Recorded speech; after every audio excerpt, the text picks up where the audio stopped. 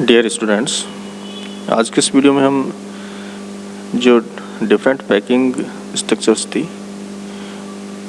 उनके बारे में हम पिछले वीडियो में स्टार्ट का जो पैटर्न था स्क्वायर पैकिंग उसको डिस्कस किया था। आज हम रिमेनिंग जो बची हुई पैकिंग्स हैं इनके बारे में डिस्कस करने वाले हैं। सबसे पहले आज हम चर्चा करेंगे जो बॉडी सेंटर्ड क्यूबिक जो स्ट्रक्चर होती है।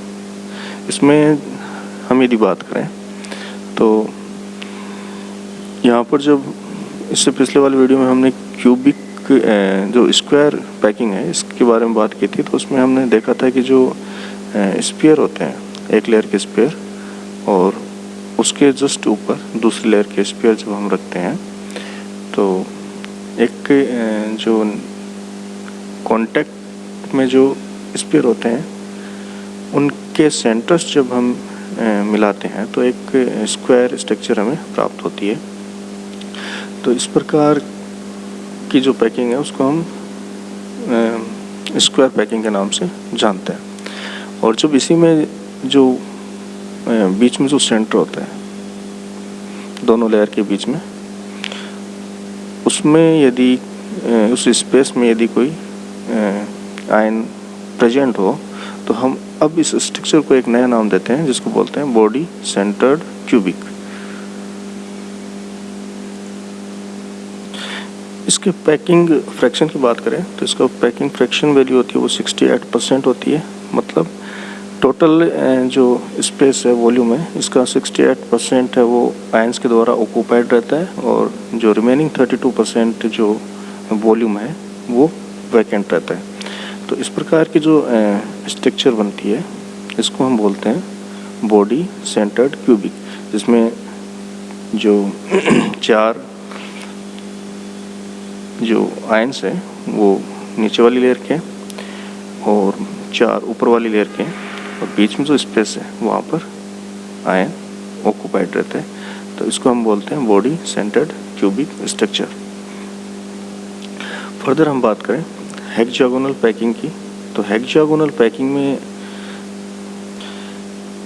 इसमें दो प्रकार की पैकिंग पॉसिबल होती है और इसको हम अभी डिस्कस करने वाले हैं। इससे पहले यदि हम बात करें कि जो एक लेयर के जो 6 कोले होते हैं उनके जब सेंटर हम मिलाते हैं तो उनका अरेंजमेंट इस प्रकार होता है कि एक हेक्सागोनल या षटकोण का निर्माण होता है। और इस प्रकार की जो पैकिंग है इसको हम बोलते हैं हेक्सागोनल पैकिंग। और जब हम कंपेयर करते हैं इसको बाकी पैकिंग से तो इसका जो पैकिंग फ्रैक्शन है वो बहुत ज़्यादा होता है और ये होता है 74। यहाँ पर 64 लिखा हुआ है, ये 74 है, 74% होता है। तो ये एक प्रकार की क्लोजेस्ट पैकिंग मानी जाती है। अब इसमें हम सिंपली बात करें तो ये जो यहाँ पर एक ये गोला सेंटर में और बाकी इसके जो कांटेक्ट में गोले हैं इनके सेंटर को जब हम आपस में मिलाते हैं तो एक हेक्सागोनल स्ट्रक्चर ड्रॉ होती है। तो इसलिए हम इसको हेक्सागोनल पैकिंग के नाम से जानते हैं। यहाँ पर दिखाया गया है कि जो वाइट कलर की जो स्फीयर है ये, और तो इनको हम ए लेयर बोलते हैं। नीचे ये इसके ऊपर जो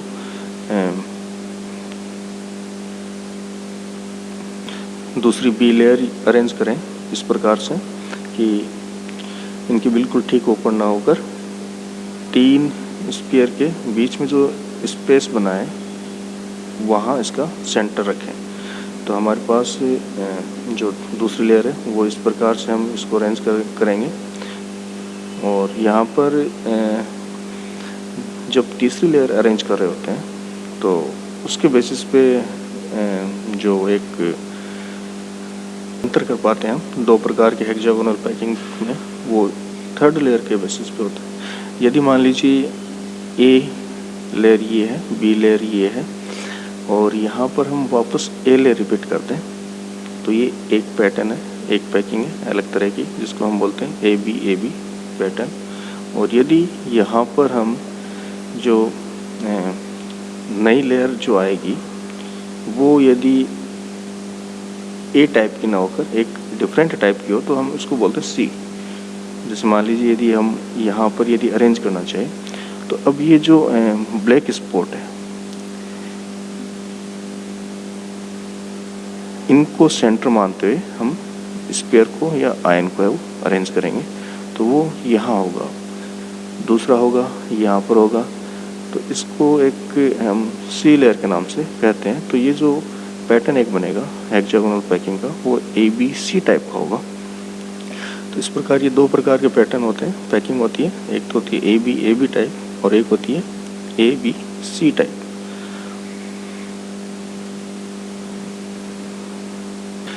यहाँ पर हम कोऑर्डिनेशन नंबर की बात करें तो 12 होती है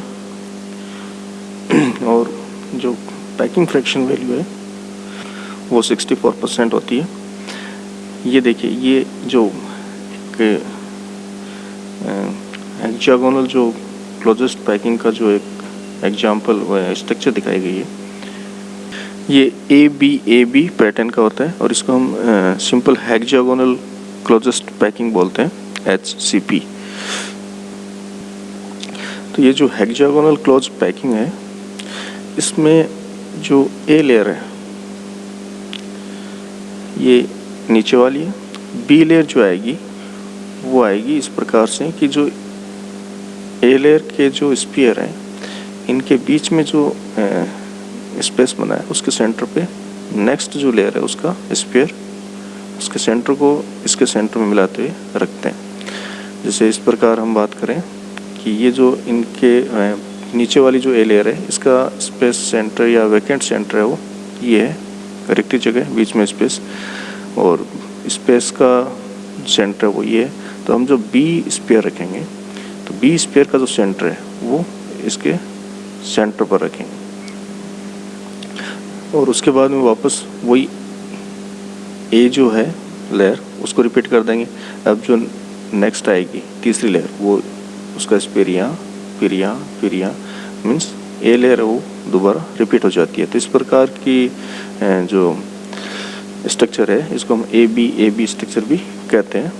और अब हम बात करते हैं क्लोजेस्ट क्यूबिक पैकिंग की या फेस सेंटर्ड क्यूबिक की, इसको हम CCP या FCP के नाम से जानते हैं। इसमें होता क्या है, इसमें और जो HCP है इसमें जो बेसिक डिफरेंस होता है वो होता है लेयर्स का। लेयर जो यहाँ पर HCP में रिपीट होती है जबकि यहाँ पर AB के बाद में A लेयर रिपीट नहीं होती, एक नई प्रकार की C लेयर है वो अरेंज की जाती है और इसको हम बोलते हैं क्लोजेस्ट क्यूबिक पैक्ड या फेस सेंटर्ड क्यूबिक। इसमें भी जो कोऑर्डिनेशन नंबर है वो 12 ही होते हैं और पैकिंग फ्रैक्शन वैल्यू है वो 74% पाई जाती है।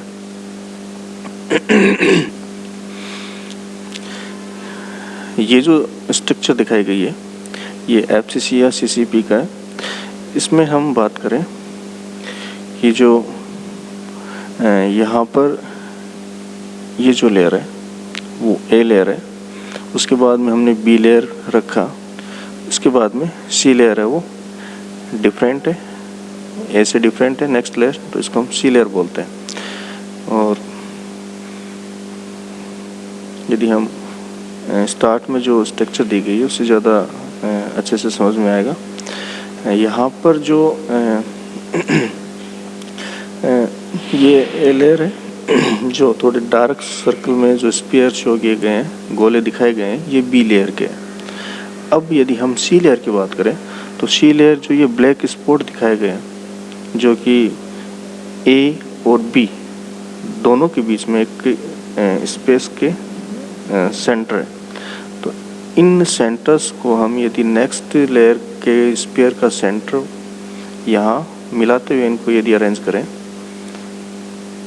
तो जो हमारे पास स्ट्रक्चर बनेगी वो बनेगी ABC टाइप की और जिसको हम बोलते हैं CCP या FCC।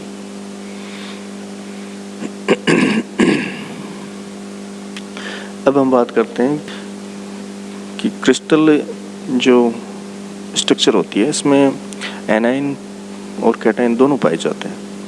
यदि अकेले एनाइंस होंगे तो सिस्टम बहुत ज़्यादा अनस्टेबल हो जाएगा। तो सिस्टम की स्टेबिलिटी के लिए ज़रूरी है कि ऑपोजिट चार्ज स्पीशीज़ है वो भी वहाँ प्रेजेंट रहे, ऑक्यूपाइड रहे। तो यहाँ पर हम जो बात करते हैं कि जो धनायन है वो कौन से पॉइंट्स या कौन से जगह पर ऑक्यूपाइड होंगे। तो जो हमने अभी स्ट्रक्चर्स पढ़ी हैं, इन स्ट्रक्चर्स में बहुत से वॉइड्स बनते हैं, खाली जगह बनती है। और खाली जगह पर्टिकुलर किसी कैटायन की साइज़ की हो तो वो कैटायन या उस साइज़ का कैटायन है वो उसमें फिट होता है और एक कंप्लीट जो आयनिक सॉलिड्स है वो जो क्रिस्टल लैटिस है वो बनाते हैं। यहाँ पर हम हॉल्स की बात करें जिनको वर्ड्स बोलते हैं, ये 3 प्रकार के होते हैं। एक टेट्राहेड्रल हॉल होता है। टेट्राहेड्रल हॉल का मतलब ये हो गया कि यदि 3 स्फीयर एक लेयर के और ऊपर इनके जो बीच का जो सेंटर है इसके और इस स्फीयर का सेंटर अलाइन होता है, एक ही सीध में होता है, तो यहाँ पर जो इनके बीच में जो वॉइड बनेगा उसको हम बोलेंगे टेट्राहेड्रल वॉइड। यदि 3 स्फीयर नीचे और 3 स्फीयर ऊपर इस प्रकार से हो तो यहाँ पर जो वॉइड बनता है, बीच में होल बनता है, इसको बोलेंगे ऑक्टाहेड्रल वॉइड। और यदि ये क्यूबिक होल्स है वो तीसरे प्रकार की होल या वॉइड की फॉर्म में पाए जाते हैं। अब हम बात करते हैं कि ये जो वॉइड्स हैं या होल्स हैं इनकी साइज़ का जो कंपैरिजन है वो किस क्रम में होता है। तो सबसे बड़े आकार के जो होल्स होते हैं वो क्यूबिक होते हैं, उसके बाद में ऑक्टाहेड्रल, उसके बाद में टेट्राहेड्रल। यदि मान लीजिए कि n ऋणायनों से कोई जो पैकिंग है वो बनी है या यूनिट सेल बनी है, तो उसके बेसिस पे हम ये बता सकते हैं कि उसमें कितने तो क्यूबिक होल होंगे, कितने ऑक्टाहेड्रल होल होंगे और कितने टेट्राहेड्रल होल पाए जाते हैं। तो क्यूबिक होल n यदि ऋणायनों से निर्मित जो स्ट्रक्चर है उसके लिए n होंगे, ऑक्टाहेड्रल भी n होंगे और टेट्राहेड्रल होते वो जस्ट डबल होते हैं, 2n होते हैं। इनके कोऑर्डिनेशन नंबर की बात करें जो कैटायन है उसके रिस्पेक्ट में, तो क्यूबिक के लिए 8 होती है, ऑक्टाहेड्रल वॉइड के लिए 6 होती है और टेट्राहेड्रल वॉइड के लिए 4 होती है। थैंक यू स्टूडेंट्स, इस वीडियो में इतना ही।